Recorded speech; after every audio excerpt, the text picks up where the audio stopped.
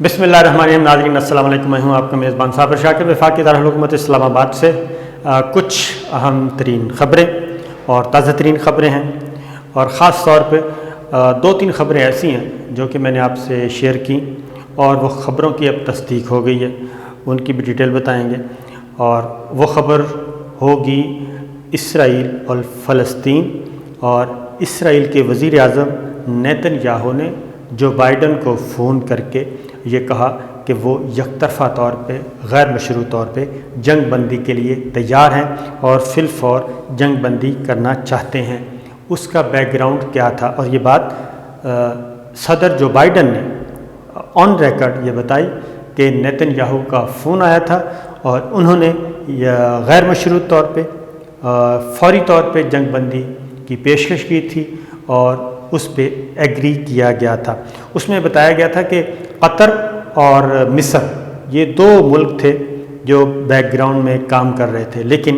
अब कुवैत के एक इंतहाई सीनियर जर्नलिस्ट भी हैं और इंटेलेक्चुअल भी हैं, उन्होंने अपनी एक ट्वीट में एक बात का इंकशाफ किया है, उनके अपने सोर्सेज से किया है। तो वो क्या है वो मैं आपको बताऊंगा, लेकिन सबसे पहले कौमी सियासत अहम तरीन ख़बर। सूरत हाल ये है कि एक ब्रेक थ्रू इस सेंस में हुआ कि कॉन्स्पिरेसीज़ आपको पता है वफाक़ी दारुल-हुकूमत इस्लामाबाद पाकिस्तान की पॉलिटिक्स, तो यहाँ पे साजिशी कहानियाँ बहुत ज़्यादा होती हैं और यहाँ पे अगर आर्मी चीफ़ और वज़ीर आज़म की मुलाकात ना हो तो ये भी एक ख़बर होती है, और अगर मुलाकात हो जाए तो भी ये ख़बर बन जाती है, और अगर आर्मी चीफ़ और वज़ीर आज़म की मुलाकात हो और उसमें ISI मौजूद ना हो तो भी इस पर एक साजिशी कहानी शुरू हो जाती है, कॉन्स्पिरेसी थ्योरीज शुरू हो जाती हैं। और अगर तीनों की मुलाकात हो जाए तब भी एक नई दास्तान शुरू हो जाती है। फिर ये भी होता है कि जनाब वज़ीर आज़म की एक आला सतह की ब्रीफिंग हुई, उसमें ISI तो थे, आर्मी चीफ़ नहीं थे, आर्मी चीफ़ थे लेकिन chairman joint chief of staff committee नहीं थे। इस तरह की बातें होती रहती हैं। फिर ये भी होता है कि फ़लाँ इवेंट हुआ, अहम तरीन ब्रीफिंग हुई, बंद कमरे का इजलास हुआ, उसमें फ़लाँ वज़रा नहीं थे। और बजट से पहले तो ख़ास तौर पे ये बातें बहुत ही ज़्यादा हो रही थी। और फिर JKT का ग्रुप हमारे से वजूद में आया, वो ब्लैकमेल कर रहा था। फिर इसमें और भी क्या कहना चाहिए, जलती पर तेल का काम हुआ कि ये ख़बरें आना शुरू हो गई कि जनाब पिंडी और इस्लामाबाद के फासले बहुत बढ़ गए हैं और आपस में कोई मामला ठीक नहीं है, JKT के पीछे भी हो सकता है कोई ना कोई खुफिया हाथ हो। फिर एक और चीज़, और इसी दौरान चौधरी निसार अली ख़ान का मामला आ गया। चौधरी निसार अली ख़ान साहब हलफ क्यों ले रहे हैं? बहुत ही सादा बात थी जो कि मैंने आपको बताई कि एक ऑर्डिनेंस आ रहा है, उसमें नाअहल करार दे दिए जाएंगे जो 6 माह से ज़्यादा हलफ नहीं उठाएगा। और यही बात चौधरी निसार अली ख़ान ने भी आज कर दी और उनका हलफ तो नहीं हो सका क्योंकि स्पीकर और डिप्टी स्पीकर नहीं थे, जो कि एक नामाकूल गलत बात थी कि स्पीकर और डिप्टी स्पीकर ना भी हों तो ओथ हो सकता है, पैनल ऑफ चेयरमैन का कोई भी रुकन मौजूद हो तो हलफ हो सकता है। लेकिन आई थिंक कि चौधरी निसार अली ख़ान को तंग किया गया और उनको डिस्ग्रेस करने की कोशिश की गई। वो गए, एक माहौल बना, फूलों की पत्तियां निछावर हुई, पूरे ग्रुप के साथ गए और एक इवेंट के तौर पे उन्होंने इस खबर को बनाने की कोशिश की। लेकिन आगे गए तो स्पीकर चौधरी परवेज़ इलाही साहब, वो इस वक्त कायम मुकाम गवर्नर हैं, डिप्टी स्पीकर राजनपुर में थे अपने हलके में, और असम्बली का इजलास पैनल ऑफ चेयरमैन चला रहा था। तो ये वजह बताई गई, लेकिन ये वजह गलत थी क्योंकि चौधरी निसार अली ख़ान पुराने पार्लियामेंटेरियन हैं, उनको पता था। फिर बाद में स्पीकर कह रहा हूँ, secretary assembly Punjab assembly Khan Mohammad भट्टी, उन्होंने कहा कि नहीं ये बात नहीं थी, बल्कि हाई कोर्ट में पेटिशन्स हैं और हम ये देखना चाह रहे हैं कोई स्टे ऑर्डर तो नहीं है, तो इसलिए हमने ये 2 दिन के लिए मौखर किया है, हम उनका हलफ लेंगे। फिर राजा बशारत साहब, वो वज़ीर क़ानून हैं और पिंडी से ही उनका ताल्लुक़ है, चौधरी निसार अली ख़ान साहब का ताल्लुक़ भी पिंडी से है। آپس میں مخالفت میں بھی الیکشن لڑتے رہے ہیں، کیونکہ مسلم لیگ نواز چودھری نثار علی خان ان کا گروپ اپنا ہے، پھر بشارت صاحب جو ہیں راجہ بشارت وہ قاف لیگ میں اور اب پی ٹی آئی میں، تو وہ بھی ایک وجہ بتائی جا رہی ہے۔ پھر اس لیے بھی ان کو ڈسکریس کیا گیا کہ جناب چودھری نثار علی خان صاحب کو اتنا بڑا ہوا نہیں ہے، ہم چاہیں تو حلف ہی نہیں اٹھانے دیں گے۔ یہ بھی ایک بات چلی گی، کیونکہ نہ قاف لیگ چاہتی ہے، نہ پاکستان پیپلز پارٹی چاہے گی، اور نہ ہی مسلم لیگ نواز مریم صفدر صاحبہ چاہیں گی کہ چودھری نثار علی خان کو کوئی اہم رول ملے یہ چیز۔ لیکن چودھری صاحب نے بتا دیا کہ میں تو جی اس لیے حلف اٹھانے آیا تھا کہ یہ ڈی سیٹ نہ ہو جاؤں اور ضمنی الیکشن نہ کروانا پڑے۔ تو خیر یہ بھی اس کو بھی جوڑا گیا کہ چودھری نثار علی خان کے پیچھے بھی کوئی ہو سکتا ہے۔ یہ ساری چیزیں چل رہی تھیں۔ پھر ایم کیو ایم کی طرف سے بجٹ آ رہا ہے، بجٹ سے پہلے یہ سارا جوڑ توڑ ہوتا ہے، لیکن ہوا یہ کہ جناب کل ایک اہم ترین بریفنگ ہوئی، اس میں آئی ایس آئی ہیڈ کوارٹر میں، اور army chief general Qamar Javed Bajwa وہاں پہ موجود۔ استقبال کس نے کیا جی؟ آئی ایس آئی کے چیف لیفٹیننٹ جنرل فیض حمید نے استقبال کیا، ریسیو کیا مہمانوں کو، اور اہم ترین جو لوگ تھے اس بریفنگ کے وہ تھے army chief general Qamar Javed Bajwa, chairman joint chief of staff committee general Nadeem Raza, پاک بحریہ کے سربراہ، پاک فضائیہ کے سربراہ، اور اس میں تھے وزیر دفاع پرویز خٹک صاحب، وزیر خارجہ شاہ محمود قریشی صاحب، وزیر اطلاعات فواد چودھری صاحب،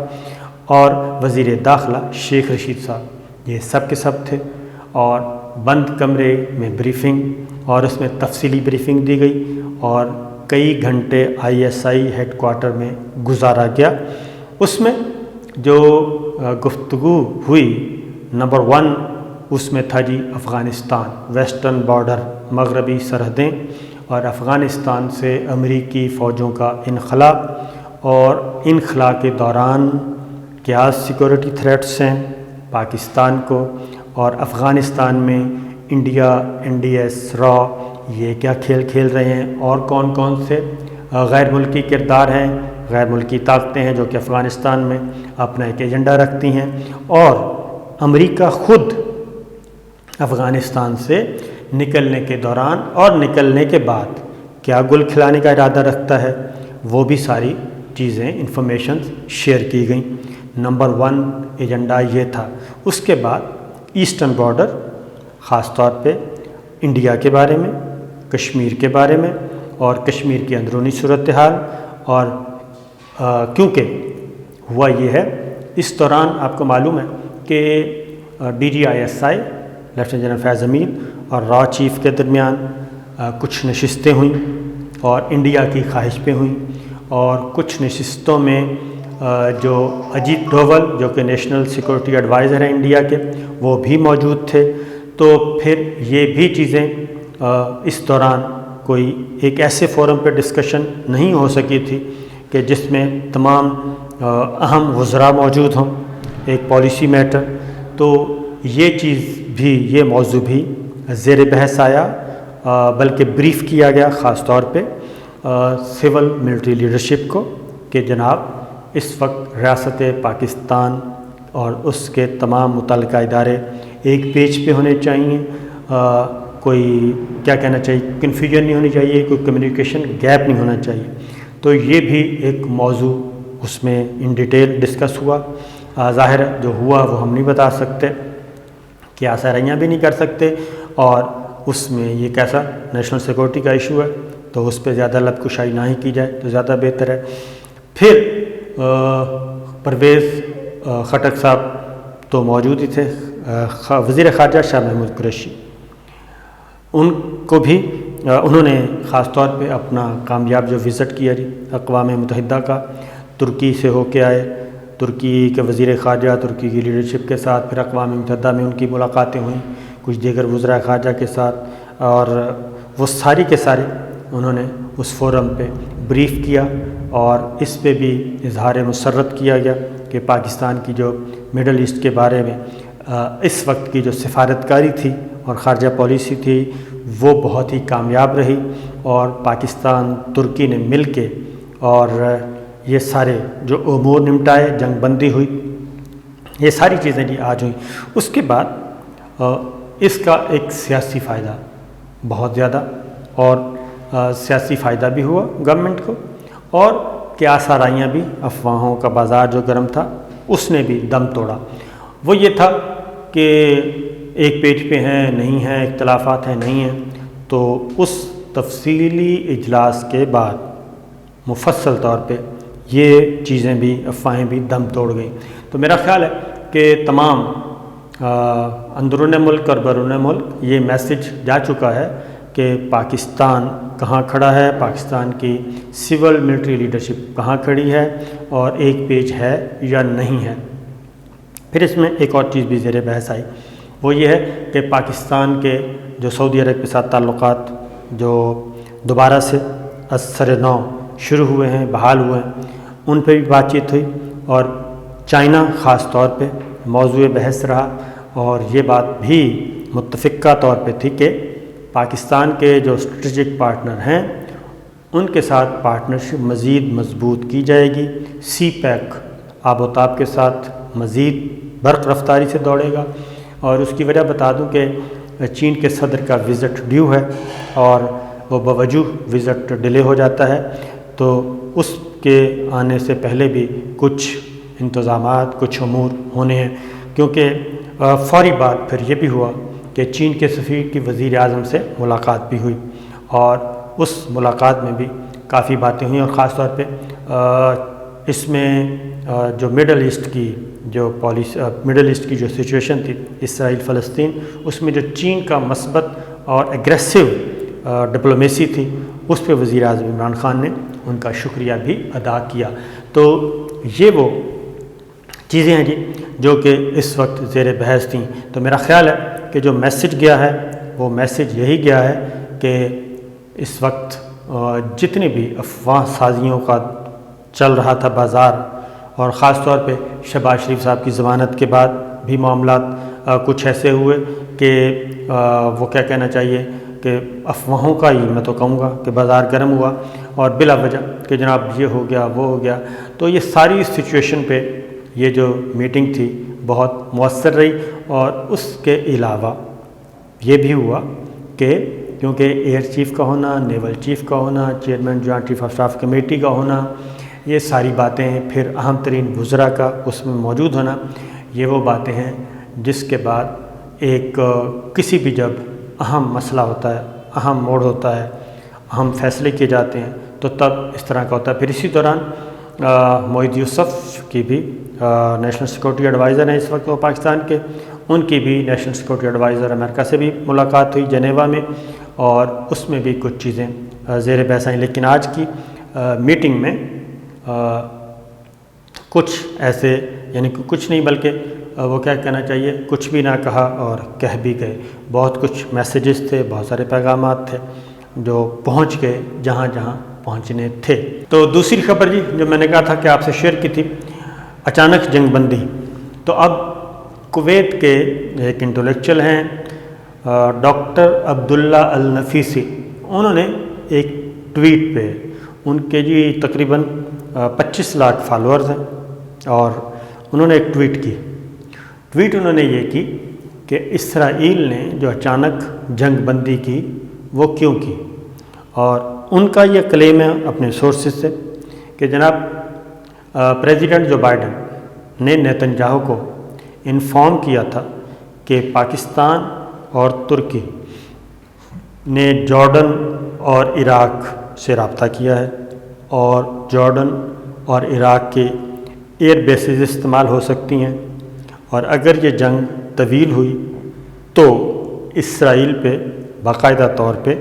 کوئی بھی ریگولر آرمی اس پہ فضائی حملہ کر سکتی ہے۔ جب یہ خبر نیتن یاہو تک پہنچی تو نیتن یاہو نے اور امریکی صدر نے بھی ان کو یہ ایڈوائز کی کہ فوراً آپ جنگ بندی کریں اور ایسا کوئی جواز پیدا نہ ہونے دیں۔ تو اس کے بعد نیتن یاہو نے فوراً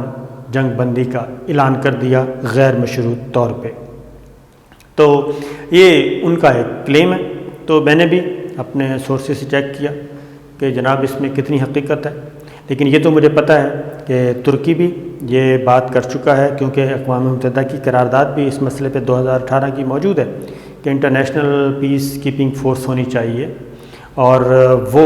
فلسطین میں جائے تاکہ یہ اسرائیل جو کچھ حرکتیں کرتا ہے ہر 6 ماہ کے بعد، سال کے بعد، 2 سال کے بعد، اور ایک حملوں کا سلسلہ شروع کر دیتا ہے، اس کو روکا جائے۔ تو یہ باتیں چل رہی تھیں، لیکن یہ بہرحال ایک ہے کوشچن کہ آنن فانن ایٹ 11th hour یہ فیصلہ ہوا۔ اس کا مطلب ہے کوئی نہ کوئی انفارمیشن ایسی تھی اسرائیل اور امریکہ کے پاس، وہ کسی بھی ملک کی طرف سے ہو سکتی ہے کہ ان کو کچھ دھڑکا سا لگا ہوا تھا، اسی لیے فوری طور پہ یہ جنگ بندی ہوئی۔ اجازت دیجیے، اللہ حافظ۔